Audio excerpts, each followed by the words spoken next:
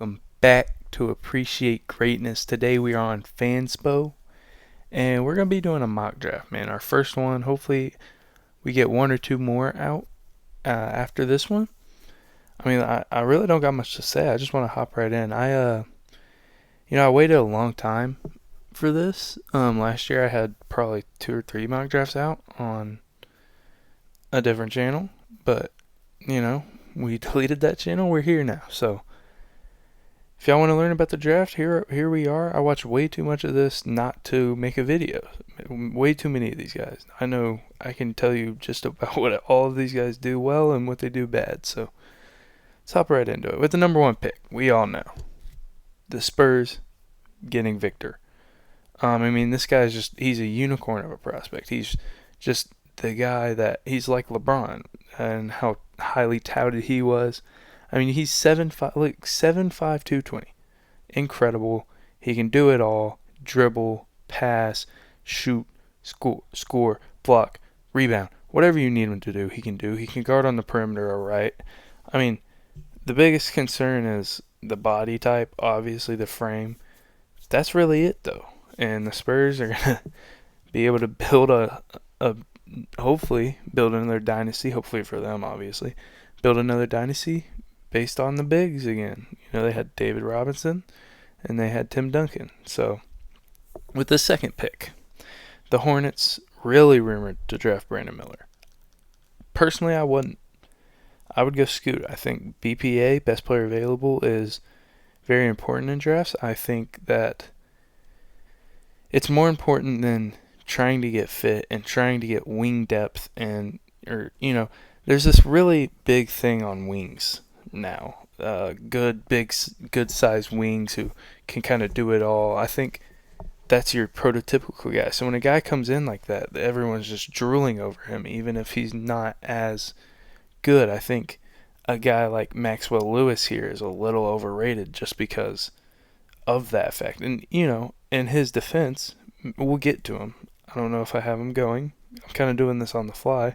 He did average 17.1 points per game, He didn't shoot particularly well, but he averaged 17, and he was a great defender. I have them taking Brandon Miller. I would take Scoot, but that's just me. And then at 3, all the rumors about them trading. I don't think they're trading this pick. I think they will take this pick, and they will draft Scoot.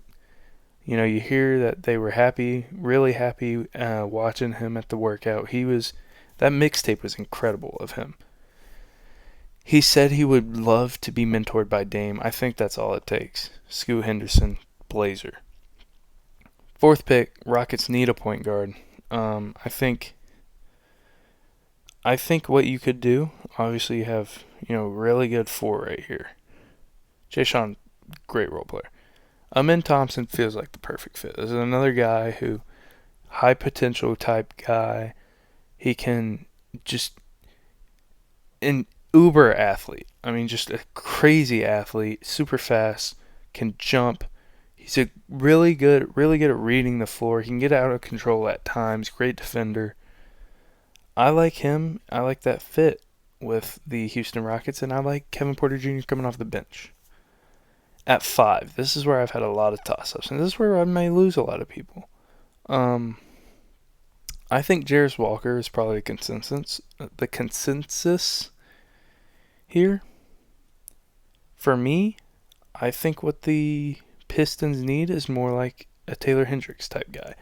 Taylor Hendricks is he's a better rim protector than Jarace. Not as good at guarding the perimeter, I would say, but he's a better shooter. He's more of that complete 3-and-D player, whereas Jarace can do a little bit of everything, and he's not really elite at one thing. At 6, the Magic, again, BPA, best player available. I think it's Cam Whitmore. I think it's Jarace Walker, best player available. I don't hate the idea of going after Cam Whitmore. And I think, bringing him off of the bench for a first year, letting him run with that second unit, basically run that second unit, I think that'll be very good for him. At 7, this is a no-brainer Jarace Walker pick. I should have looked at their roster. I'll try to remember off the top of my head. You got Tyrese, Miles Turner's out there, Buddy Hield. I don't really Ben Matherin, and then you slide in Jarris Walker in that starting lineup. Good defender, just good all-around player, like I said. I think that's a perfect fit for them, and he can slide into that starting spot, and I think that's just perfect. 8. I've never seen such a good Anthony Black spot. And Anthony Black is just one of those guys. He's a great playmaker. He doesn't look for a shot as much as you would like for him to. He's a big point guard. Only averaged 4 assists, and that's why you got to tell people who don't really watch college basketball like that assists really don't matter that much. You look at how they read the floor, how they set up certain teammates at certain times, what they do in certain situations that make them a good playmaker instead of just looking at the assists. And I think Anthony Black has that in him. He's a great point of attack defender, just a great all-around defender. I think he's perfect for the Wizards. Throw him alongside of Bradley Beal, and I think, maybe they can get something working out. This pick, number 9 to the Jazz, it's just a throw-up pick for me. I could see so many guys going here. Obviously, you have Ausar falling. I think Ausar is going to go right here. I could see them saying, hey, Lowry is really good. Got all these young dudes. Could use maybe a point guard. Give me Kaysen. Give me Jalen Hood-Schifino, scoring point guard.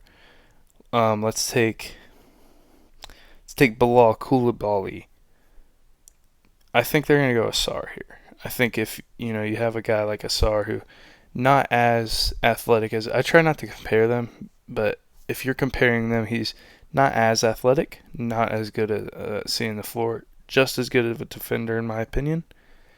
Better looking shot. Neither of their shots are great at all. Neither of the shots are good. They're bad. They look bad. It's just off. Something's off with it. But they're amazing athletes, and I think Ausar fits with the Jazz well. And he's the best player on the board. So, at 10, the Mavericks. I could see Grady Dick going here. I think they need more wing shooting. Grady Dick's an average defender in my eyes. I don't think he's anything great. He's good at attacking closeouts. I think you go Derek Lively. Good big. And one thing that we know is he has a good-looking shot, and hopefully it can continue to develop. But it looks solid in these pre-draft processes. Looks solid. Great rim. I think, just rim protector. Really good rim protector. Dunks absolutely everything. And just because he's the second best center and there's a big gap, I would say James Najee. Where is he? I think James Najee is the second best. There he is. I think he's the second best, or third best, third best center, but behind Vic and Derek Lively. And obviously these stats, he just looks so, he doesn't look like he's 19? I think he's 19 years old. He doesn't look like he's 19, dude. He looks like a man. At 11, this is the perfect time for Grady Dick. To the Magic. The Magic need to get some shooting in their wing. Just massive group of wings. Just have so many of them. Grady would be the perfect shooter. Like I said, he attacks closeouts really well. He needs to put on weight, and he needs to stop falling so much when he drives. But really good driver. Really good player. 12th pick, the Thunder. Sam Presti, year after year, continues to shock people. Continues to just throw someone off. Bilal Coulibaly seems like a Thunder, right? Seems like the guy who would really fit well. I think he throws another curveball. Leonard Miller, 6'10", 6'11". What Sam Presti has tried to do is get guys who can handle the ball, who can guard everywhere, who are great athletes. You go through this list. Let's go through this list right here. Shea, 6'6" point guard, can really handle it. Chet Holmgren, probably more of a center, 7 foot, can handle it. 6'8" Josh Giddey can handle it. Poku, 7 foot, can handle it. Ujman can, all these guys can guard all positions. Ujman can guard literally all positions. 6'10", can handle it. Jalen Williams, great handle, just does it all. Can guard the 4 and the 5 because he's got a massive wingspan. Trey Mans, I think that prototypical 6-man was the best player on the board when they got him. Isaiah Joe, that prototypical shooter. They just got a lot of guys who can kind of do everything, guard every position, really can all put the ball on the ground, super versatile. I think you have a chance to get a guy who's 6'10", who can play the 4 for you, great athlete, good speed, decent handle of it, weird looking jumper, but I think it's got the chance to develop a little bit. I think Leonard Miller, I think he's the guy. But, oh man, this is tough. This is the hardest pick. Because there's going to be some kind of curveball. I'm going Bilal. I'm not going to think about it too much. Bilal Coulibaly, kind of the guy that Leonard Miller is. Smaller, has a great feel for the game. He plays with Wemby. Great looking jumper. I don't know what people are talking about. Great looking jumper. He hits it consistently. Great cutter. Great finisher. Good wingspan. Fantastic defender. I like him for the Thunder. Now, probably losing Fred VanVleet here. It's either Cason Wallace or it's Jalen Hood-Schifino. I like Cason Wallace. I feel like Cason Wallace fits that Raptors type of system. I think he's the perfect player, to fill the VanVleet void as a playmaker and a defender. And VanVleet being so small, Cason probably even an upgrade in 2 or 3 years, maybe 4. I like him. I like that pick for him. At 14, you have the Pelicans, who, rumor has it, they're trying to get Scoot. Don't. Just don't. They need a guard. They kind of need a guard who can defend and really play make. Jalen Hood-Schifino takes pride in defense. You can tell he loves stopping the other team's best guard. He's really reminds me of C.J. McCollum to an extent, of that pull-up mid-range, really good at, navigating screens. He's a pretty good playmaker. I think he has room to develop playmaking-wise, and I think he's the perfect pick for them. 15, another situation for the Hawks where you just got to go best player available because you kind of got every position filled, and you have that 6-man fill and backup big. This is a really good team. Trae Young, John Collins, Clint Capella, DeAndre Hunter, Bogdan, DeJounte, Onyeka, Sadiq, AJ Griffin, Jalen Johnson, all 10 of those guys, I think that's 10, are probably going to be good rotational pieces. So do you want to go with a guy like Keontae George here, who's best player available? He's talent. But he kind of fits the mold of Bogdan, right? Where he's kind of that 6-man. Or do you want to try and go for fit, which I don't really even know what that would be. Maybe a Dariq Whitehead. Maybe like a Chris Murray just super early. I think they go Keontae. 16, this feels like a place where the Jazz would just take a random shot at someone. Normally I go Gigi here, I think. And the thing about Gigi is he's a natural scorer who is just a little inefficient. I think he has all the tools to just be a great, great player. They have a guy in Lowry at the 4/3 who, can handle that. I don't like Gigi here. I like more of a Leonard Miller fit here. I keep hitting my mic. I hope that's not doing too much. Messing up the audio. I think I'm going to go Leonard Miller. I think they'd take some type of risk on a, guy who's not, he's going to take time to develop. At 17, this is the most obvious pick of the draft. And if Jordan Hawkins may go earlier. I had him going early. I had him go to the Pelicans in one mock. I love that fit to the Pelicans. I think to the Lakers is perfect fit. They need shooting.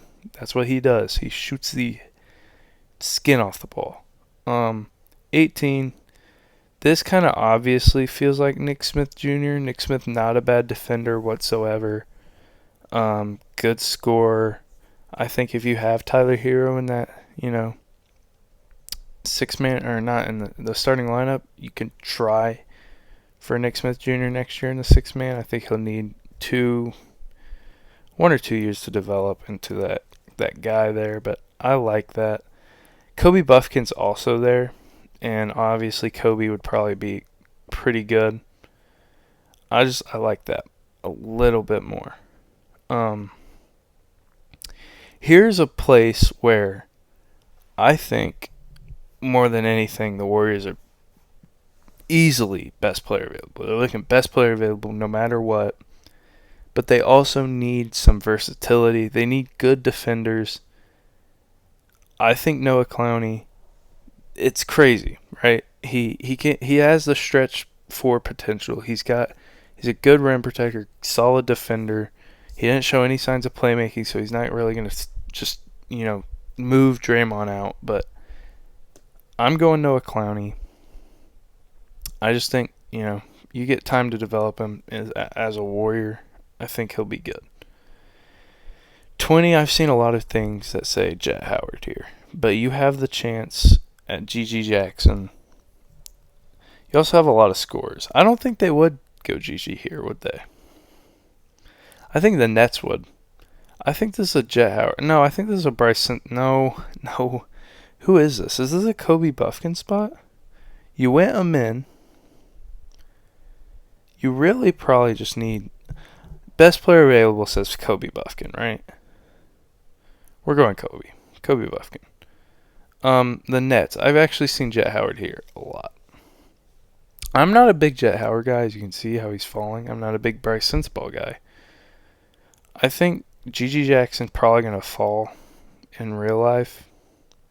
But in this life, Gigi's going right here. And either Dariq Whitehead or Jet Howard's going here. Because I've seen that Jet Howard's wanted here, I'm going to go Jet Howard. The Blazers just need anything. Dariq Whitehead here is so perfect for them. The Kings need wing scoring, wing defense, 3-and-D. You have Maxwell Lewis, Ryan Rupert. I'm sure there's someone down here that Andre Jackson's not bad. He's not a 3-and-D guy. Julian Strawther, really. I would probably trade. If I was the Kings, I would take this pick. I would probably go Bryce Sensabaugh. Then I would trade up in the second round or trade something to get into the second round. I know a lot of people want Chris Murray here. Tangent. Know a lot of people want Chris Murray here. Don't. Please, Kings. Don't. Stay far away from that. But if I was the Kings, I'd try to trade up early second round, late first, back into the draft to get a guy like Julian Strawther. I think he's a perfect fit for them. If this video, by the way, gets a lot of views, I may go full draft and go 2 rounds, because a lot of these guys, Amari I watched a lot of, Trace I've watched a lot of for 2 years now, Jaime I've watched a lot of for 3 years now, Jalen Wilson, Bobby Clintman he's gone actually, he's going somewhere else. Julian Phillips, I think he pulled his name out, maybe. I actually think he's still in it. Oh, Olivier, pretty good. All of these guys have a chance. Great shooter. I love Kobe Brown, Keontae Johnson, obviously great story. Jordan Walsh, great player. Amani's not. He shouldn't get drafted.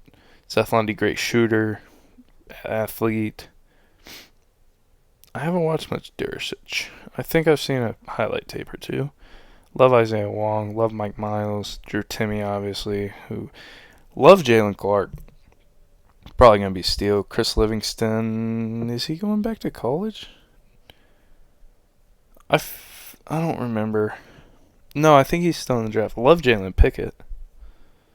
Adama Sanogo. Alright, let's get back to the draft. 25. The Grizzlies are known to take, those Santi Aldamas here. The Jake LaRavia, the David Roddy, where they're not full, and Xavier Tillmans, Desmond Bain, all of these guys were kind of developmental pieces that they've developed well. I think that guy is City Sissoko here. I love City's game. Good defender, great athlete, solid scorer, great passer, really great passer, especially at the 2 guard position. I think that's a perfect fit. Pacers went Jarris first round. I think that a guy like Colby Jones would be great for them.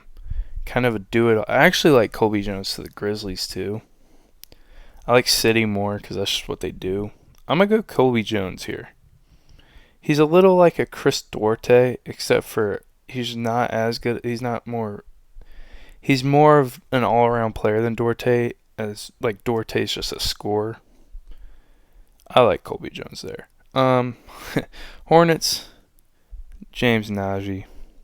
James Naji built already. I don't know how old he is. Let's find out. Hopefully there's nothing here that y'all can see. 18. He's 18. He'll be 19 by this time the season starts. But he's young. Really young. That dude. James Naji, I love him. Gone Asar, they've gone Leonard Miller. I think you get a guy who's more of a, proven player. I've never even thought of Marcus Sasser in the first round. Not the first thought in my mind, but I'm starting to think it. I like the fit, man. I feel like the Jazz are a type of team that want to be a grinded out team, a grimy, good defensive, just that type of team. And I think Marcus Sasser fits the bill. Marcus Sasser, welcome to the Jazz, my boy. Jarris and Colby Jones. You could go Chris Murray. Could also go Maxwell Lewis. We're going to go Chris Murray. At 30, Brandon Podziemski's probably going to go here. And you may wonder why. I don't know. Actually, I think they'll go Maxwell. No, I don't. I think they'd go Podziemski. Podziemski's already, a proven scorer. We know he can score. That's what we know. We know he's going to be a great scorer of the basketball. Not a great defender. Ryan Repair, great shooter, great 3-point shooter. Yes, very lanky, what that person said. Maxwell Lewis. It's such a weird thing with Maxwell. I think the Clippers would go Julius Strawther. There's the draft, man. There's the first mock draft. I hope y'all enjoyed. Here's the full thing. We'll grab a snapshot. Heck yeah. Download that. Nice. Yeah, I think that's,